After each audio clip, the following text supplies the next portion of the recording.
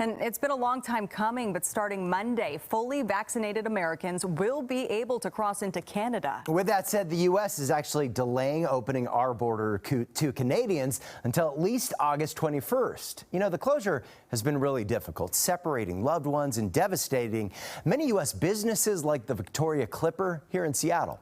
Q13 News reporter Hannah Kim in the newsroom for us to explain why the Clipper will have to wait beyond Monday to take passengers into Canada. Hannah? Yeah, so it's confusing, right? With the border opening on Monday, you would assume that the Clipper, a tourist vessel that takes people from Seattle to Victoria, British Columbia, would be able to cross into Canada.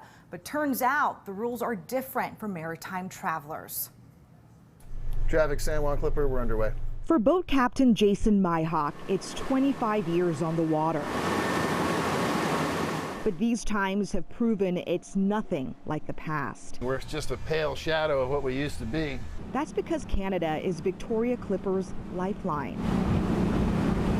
And ever since the border closure, most of their fleet that normally transport more than 250,000 people every year from Seattle to Victoria, British Columbia, has gone nowhere. Oh, it was brutal. Yeah, it was, at first we didn't know it was just going to be a few months. And then you can get to a year, and then you get beyond that. To put it simply, the 17-month border closure has been devastating. We went down from what would have been about 200 employees in July of 2020 to 8 people. Those 8 people, including CEO David Gudgel, doing things they've never had to do before. On this day, we see the CEO helping to cast off a boat.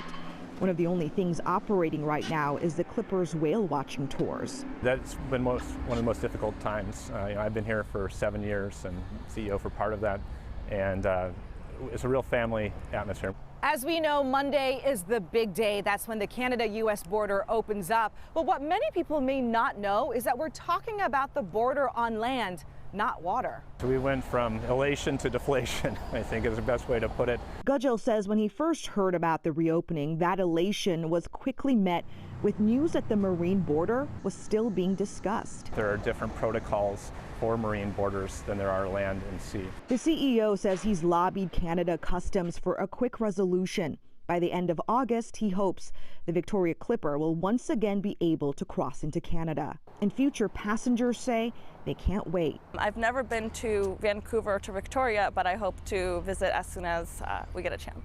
Okay, Robert, you can let the stern lines go. Let it go. For Captain Myhawk, it's a voyage he's made too many times to count. But the very long hiatus has given him a new appreciation for his job. We just miss our Canadian friends and colleagues, and looking forward to getting back up there.